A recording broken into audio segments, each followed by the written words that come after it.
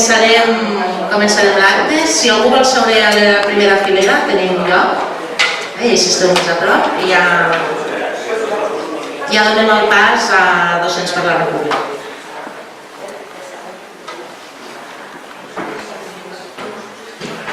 Bona tarda, agrair-vos avui haver vingut. Volíem començar explicant què seria Docents per la República. És un col·lectiu que va néixer fa 4 mesos amb l'objectiu de consolidar el que és la República Catalana. Alhora creiem que molts docents estaven sent perseguits o jutjats per la manera com,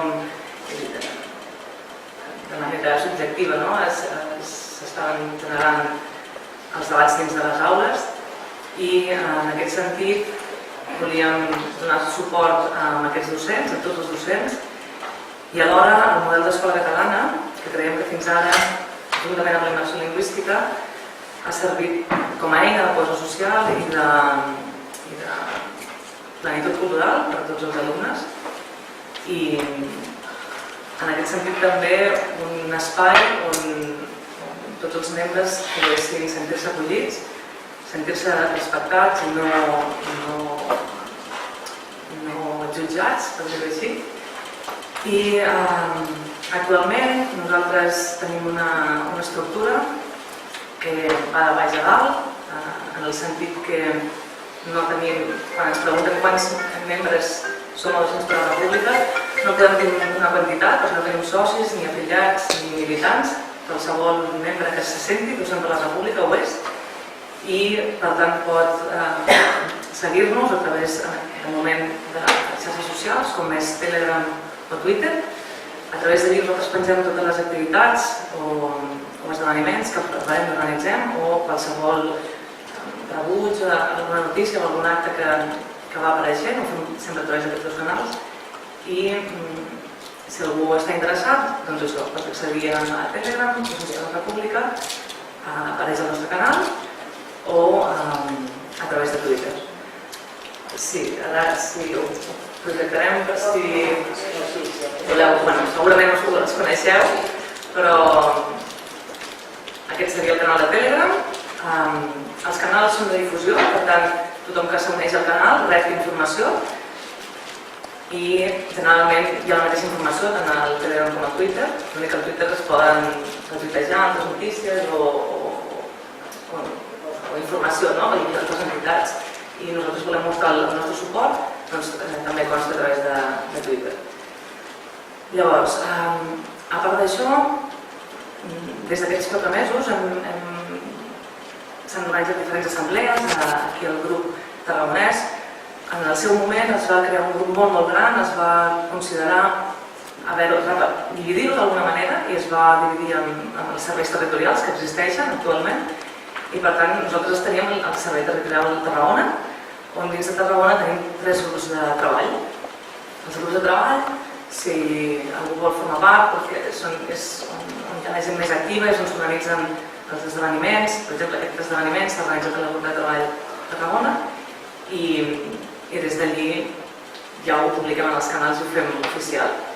Si algú volgués formar part d'aquests grups, ens ho pot fer arribar a través d'algun administrador o a través d'alguna persona que ja estigui en el grup. La idea és que algú que està dins afegeix a altres docents. No he comentat, però docents no és que sigui professor en actiu, és una persona que té relació amb l'educació o l'ensenyament, o n'ha tingut. Tenim, per exemple, membres que s'han jubilat però que estan actius i els interessa participar i per tant també formen part de docents.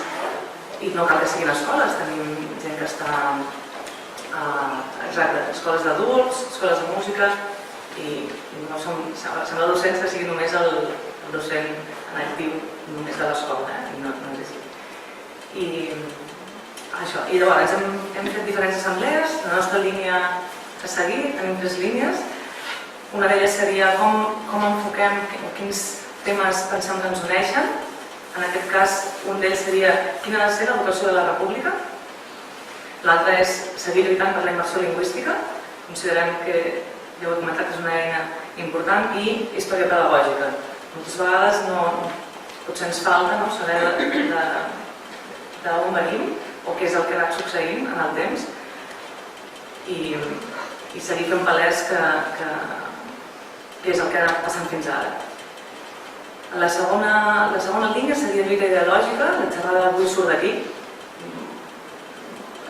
Fa unes setmanes era molt comú que l'escola s'adoctrina, no? Hi ha pros i contres. En aquest cas, aquesta xerrada va sorgir de què és l'adoctrinament. Vam pensar que seria una idea interessant i fomentar aquesta informació. I per últim, també línia important, la tercera, defensa de les persones denunciades.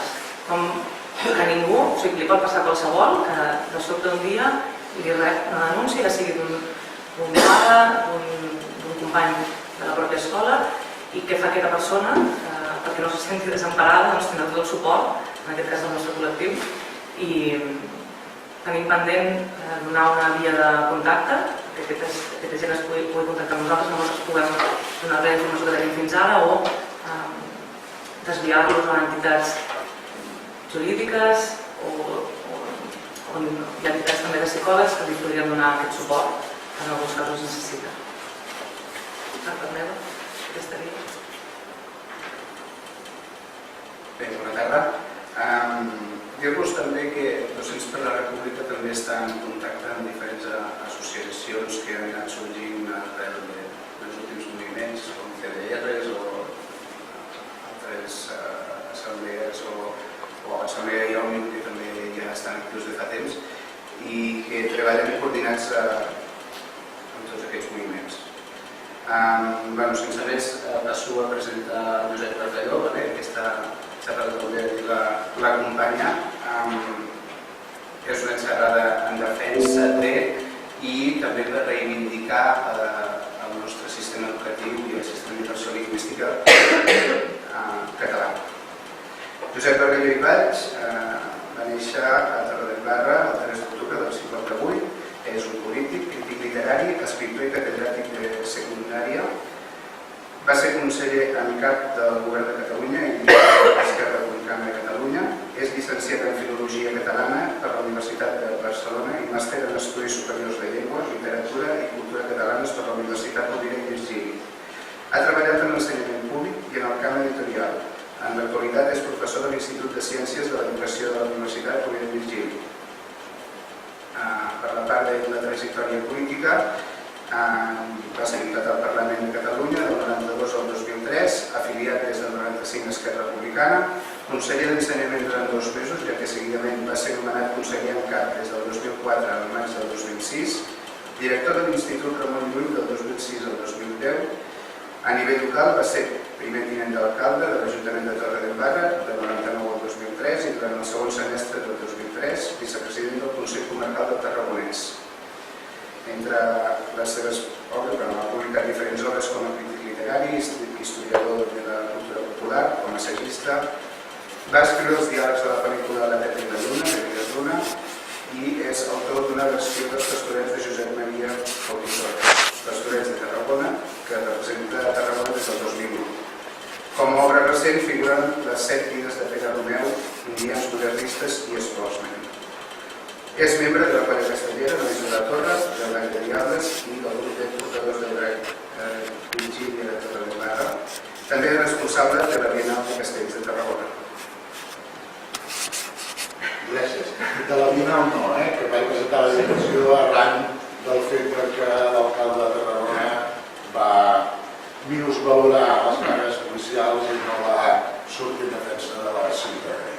Em sap greu perquè l'havia creat jo a la Bienal com a l'Ajuntament, però en tot cas la democràcia sempre acaba perdent. La Mare de Déu, quan era xiqueta, anava a costura a vendre de lletra amb el seu coixinet i la cistelleta. En el cistellet du 4 pometes, un bocí de pa, també avellanetes, i portava nous i alguna panceta. Aquesta Nadala, perquè és una Nadala, aquesta Nadala tradicional que té versions molt diferents, però comença la majoria així, reflecteix una manera electrònica d'entendre l'educació. Els nens de família pobra adoctrinen, les nenes de família pobra acosturen, i els nens i les nenes de casa bona, professors particulars. Una educació segregadora, hi ha una dita popular que diu no s'aprèn la doctrina al costat de la Caterina, que és bastant explícita d'aquest pensament segregador. I una doctrina segregadora que va esdevenir llei amb la llei d'instrucció pública de l'any 1857, la llei Moyano, que ordenava taxativament en las enseñanzas elemental y superior de las niñas se omitirán los estudios de agricultura, industria y comercio, geometría, dibujo lineal, agrimensura, física e historia natural, reemplazándose con labores propias del sexo, elementos de dibujo aplicado a las mismas labores y ligeras nociones de higiene doméstica. La llei Moyano, que no sembli, va estar vigent del període de la República fins l'any 1970. Tot i que algunes modificacions en van suavitzar la forma, no en van suavitzar l'esperit. El mateix esperit del servicio social aquell de la secció femenina de la Falange, que encara va durar alguns anys més que la llei Moyano i tot, fins al 1978, ja en plena monarquia constitucional, i que era imprescindible, per exemple, perquè les noies poguessin tenir passaport independent i propi, independent del pare o del marit. Les noies acostumen a aprendre de lletra i els nois a doctrina, definida pel Diccionari dels Estudis Catalans de manera prou clara. La doctrina és allò que és objecte d'ensenyament, allò que és tingut com a verb per un mestre, per una escola, per una església, un cos de principis religiosos, la catequesi, i un cos de principis en alguna branca del coneixement. És a dir, una pràctica de l'ensenyament lligada essencialment a la religió i a la creença d'una veritat única i absoluta. I és aquesta doctrina que s'adoctrina. El que el diccionari defineix com a fer entrar algú en certes doctrines, en certes opinions. Fer entrar és segurament un gir lingüístic inadequat i inutilitzat pel diccionari, perquè, ja ho sabeu, la letra consagre entra. O la mujer con la pata quebrada y en casa. És justament reprenent aquest esperit de la llei Moyano, de l'educació anacrònica, que el 2012 el ministre Wert parlava d'espanyolitzar els alumnes catalans. I de manera encara més explícita i programada que el 2015 els ministeris de Defensa i Educació van firmar un acord amb la finalitat que els estudiants de primària i secundària tinguin una formació curricular sobre l'himne i la bandera d'Espanya, els seus exèrcits i cossos policials i la Casa Reial, para reforzar la imagen, que en diuen, i el deber de defender Espanya, per aconseguir uniformitzar exèrcit i monarquia, no especialment els valors democràtics i de pau, la violència, un altre cop com a exercici del domini del poder. És l'esperit dels reiterats intents, via política, via judicial i via mediàtica d'acabar amb la immersió lingüística. És a dir, segregar de nou l'alumnat ara per la llengua. Segregar una altra manera d'exercir la violència. Recordo vagament que vaig fer preescolar en una mena de col·legi de Montse Torredembarra. Dic una mena de col·legi perquè en aquell moment només tenia preescolar i ja havia perdut la primària. Aquelles senyores, que no tenien cap títol de magisteri, organitzaven els grups de curs no per edat, sinó per alçada. Els alts anàvem a un curs i els baixos a un altre. Sempre he pensat que era un sistema pedagògic radicalment innovador. I una bona prova que innovar per si mateix no és necessàriament positiu.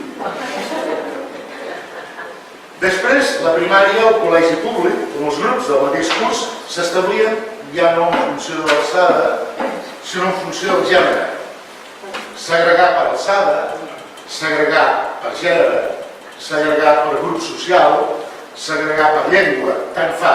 És sempre una opció clara, definida, voluntària d'impedir l'equitat, trencar la cohesió i establir diferències en les oportunitats. Una opció clara per estratificar la societat, els alts o els baixos, els nois o les noies, els que parlen preferentment català dels que parlen preferentment castellà. És a dir, una opció clara per aconseguir mantenir de manera inalterable el poder en mans de qui l'exerceix. Recordo, ja no tan vagament, els càstigs per no rendir els que eren alts però no tenien molta edat, en el nivell que volien les monges, que era el dels que també eren alts però eren més grans. Perquè ves per on, ja vaig poder comprovar de molt petit, que la letra consacre no entra.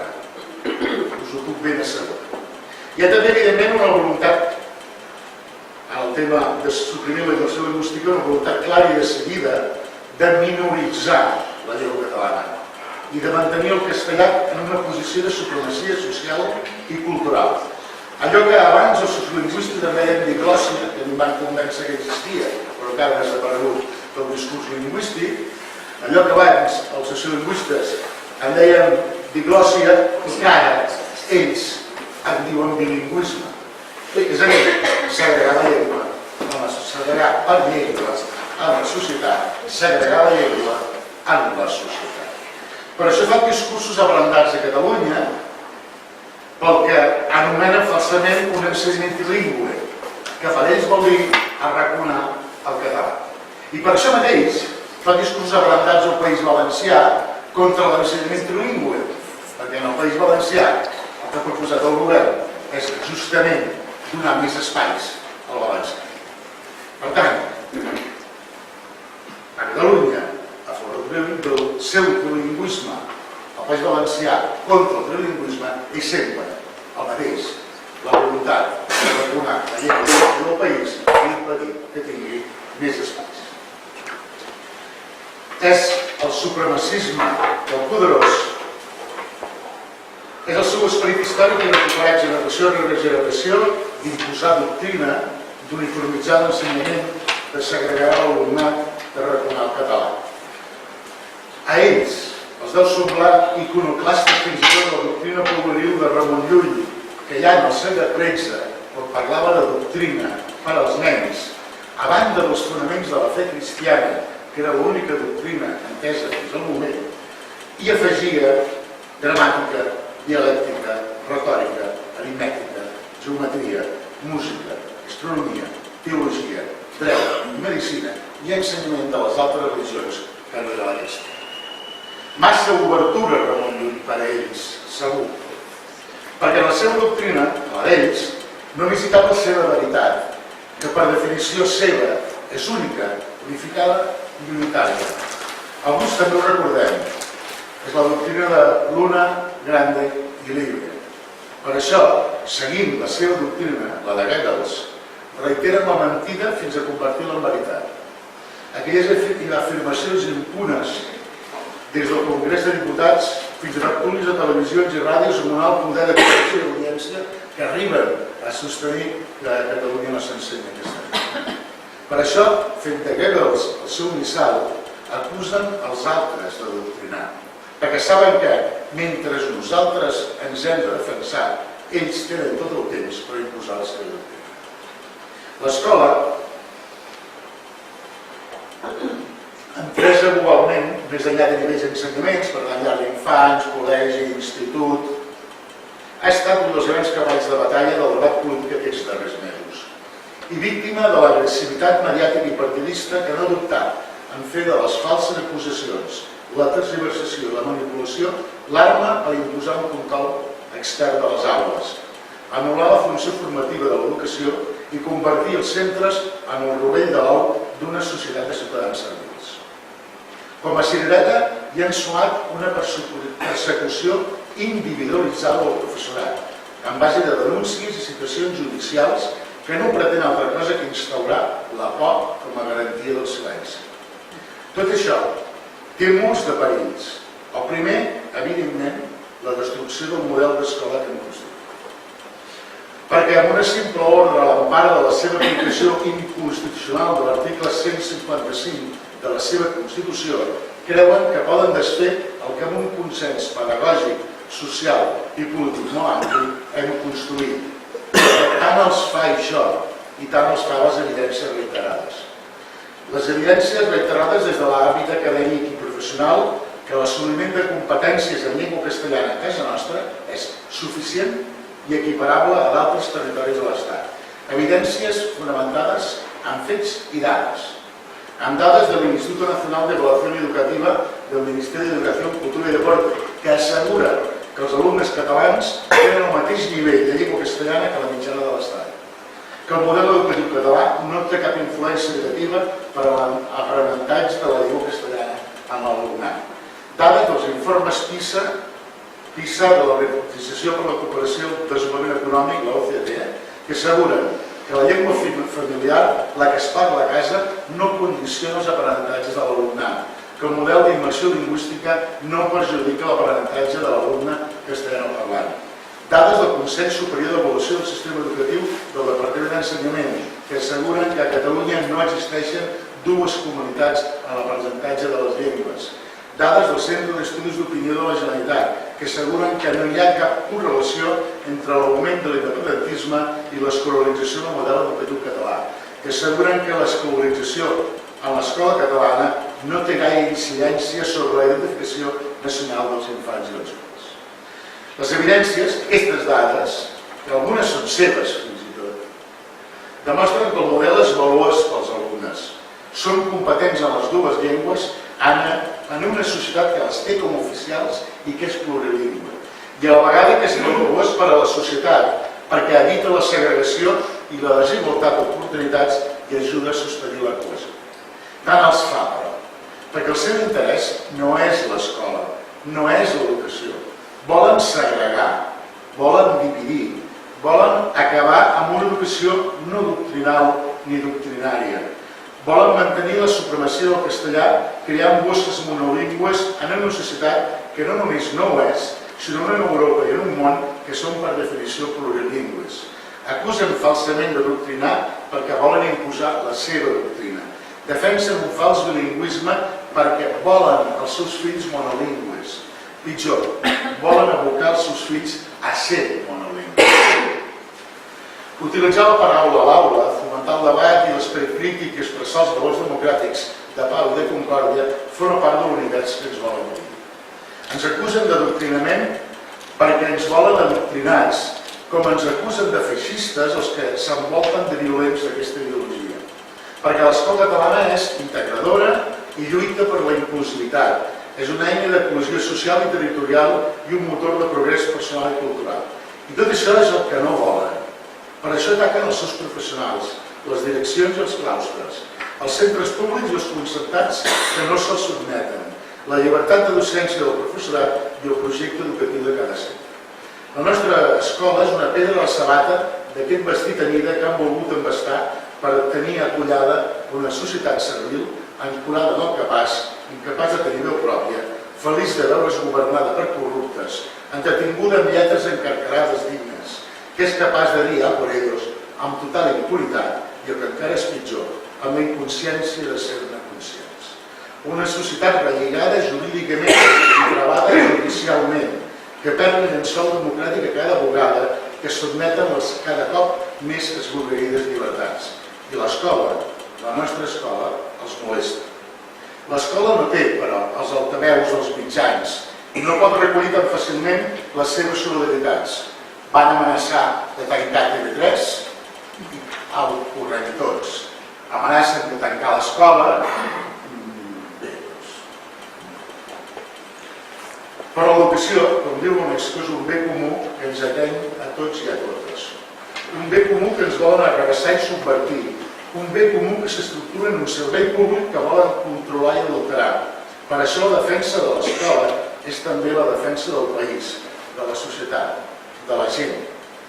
El seu premeditat, estructurat i persistent atac al nostre model d'escola té molts de perills. El primer, ja ho he dit, la voluntat de destrucció del que hem construït entre tots i tots. Però també, i a mi em preocupa més, però també fer impossible de millorar.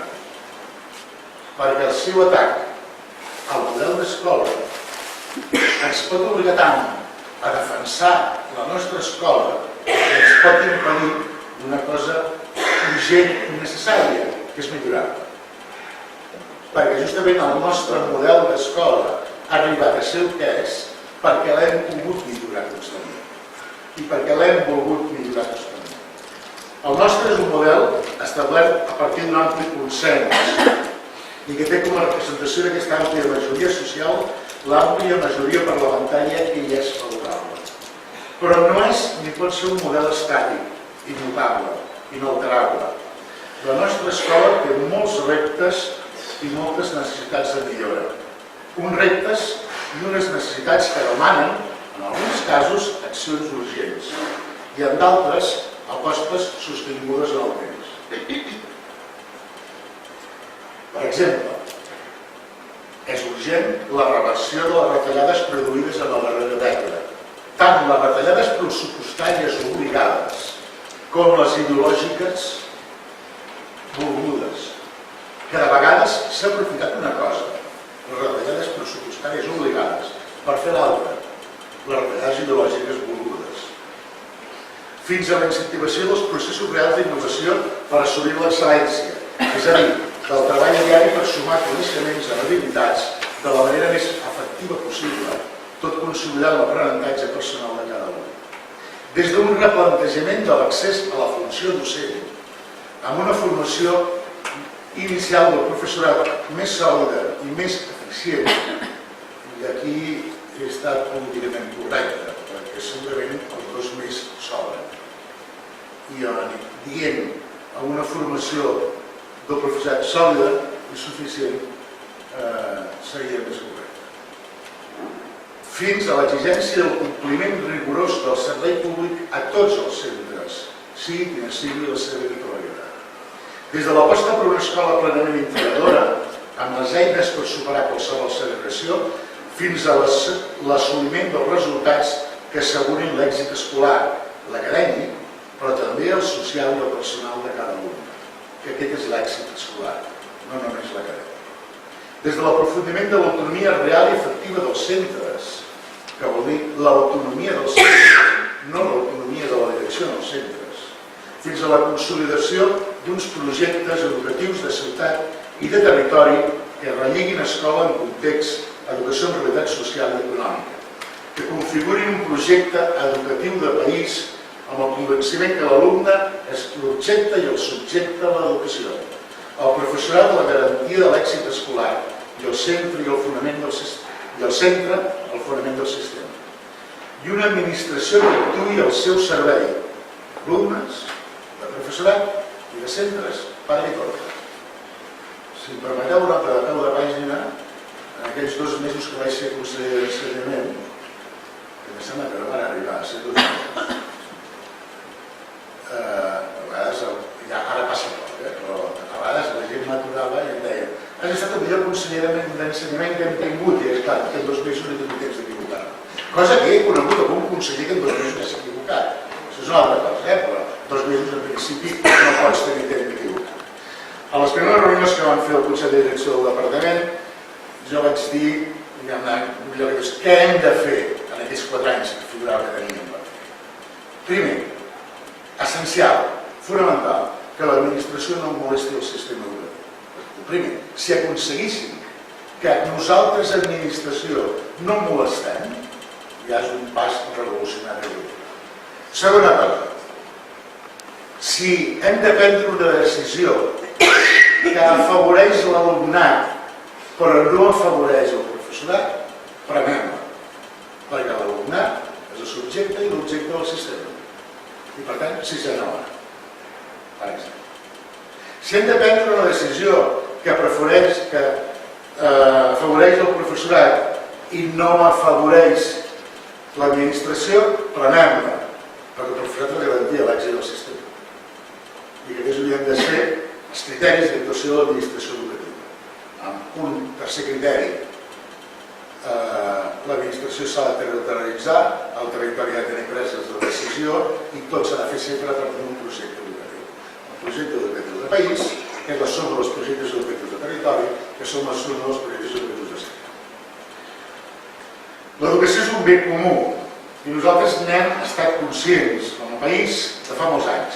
Des dels primers moviments de revolució pedagògica de final del segle XIX fins i tot a la feinada que han fet generacions i generacions de mestres i la immensa feinada que fa avui en dia el nostre professorat. L'educació, doncs, és molt més que un dret i que un deure. És aquest bé comú que hem de preservar, hem de treballar, hem de millorar, hem de construir.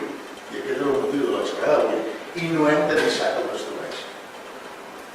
Tenim una feinada com per haver d'invertir tant de temps en respondre als atacs de fora. Perquè la comunitat educativa aposta per la innovació per a l'excel·lència i per a la millora i l'equitat per a la inclusió. Ells aposten per la reacció i la segregació. Per això, la millor defensa és el consens per a fer una escola. La millor defensa del nostre model és treballar per millorar-la. Perquè l'escola sigui encara més una comunitat d'aprenentatge i convivència, amb atendre les necessitats i les demandes de la societat, per la consolidació del bé comú que és l'educació com un servei públic indispensable per a la cohesió social, la igualtat d'oportunitats, la formació en coneixements i habilitats i competències. I per tant, per la cohesió de la societat, per la no segregació, ni per alçada, ni per gènere, ni per llengua. Perquè no volem tornar al passat, ni volem que ara menys podem, perquè l'escola és una realitat tan viva que tots i totes som escola. Per això, per acabar abans de començar la tertúlia, aquesta introducció, voldria recordar unes paraules d'Agnès Buixader, una professora jubilada de Granollers, que arran del debat sobre si l'escola adoctrinava o no adoctrinava, va publicar a Nació Digital de Granollers un extens article molt maco, i jo llegiré només uns quants paràgrafs, sobre què sentia ella, mestra jubilada, quan acusaven a l'escola d'adoctrinar. Les persones que van haver de patir en tota la nostra trajectòria acadèmica al franquisme sabem què vol dir adoctrinar. I fa molt mal que ara es digui que l'escola catalana adoctrina. Adoctrinar és fer creure a infants i adolescents que un pot pecar de paraula, obra i de pensament. Adoctrinar és fer resar sense saber què estàs fent en cada canvi de classe, una Ave Maria, tots els dies del Rosari, i s'omplint també el trisagi, cada setmana anar a confessar, missa i convergar. Fer créixer els infants en els sentiments de culpabilitat és adoctrinar. Adoctrinar és fer creure que la dona ha d'estar subjecta a l'home, que és un ésser inferior, com són inferiors els negres o els gitanos. Adoctrinar és ser educada per servir el pare, el marit, els fills, i pensant que l'única funció important que s'atorga és la reproductiva. Adoctrinar és voler fer clones. El mestre vol que els deixebles pensin com ell. Això és adoctrinar. En canvi, educar és fer el possible perquè cadascú decideixi el seu camí a la vida. El mestre desitja que cada alumne pensi per si mateix. Això és educar. Diu un diccionari de l'Escola Catalana que educar és formar, ensenyar i instruir els infants i també els adults per tal d'aconseguir el desenvolupament integral de llur personalitat. Educar és essencialment acompanyar infants, adolescents o adults en el difícil camí de fer-se persones lliures i responsables. I acabo. I ho sabem nosaltres, i ho saben ells. Només amb persones lliures i responsables, que és educar, podem garantir una societat lliure, oberta a tothom i plenament responsable amb els menys afavorits. Conjurem-nos, doncs, en defensar el nostre model d'escola, la nostra escola, en defensar el professorat perseguit i que té por i que el tenen en silenci, en defensar els centres que no gosen tirar endavant el seu projecte educatiu per la part de la persecució, en defensar la qualitat educativa global. Conjurem-nos encara amb més força en millorar l'escola.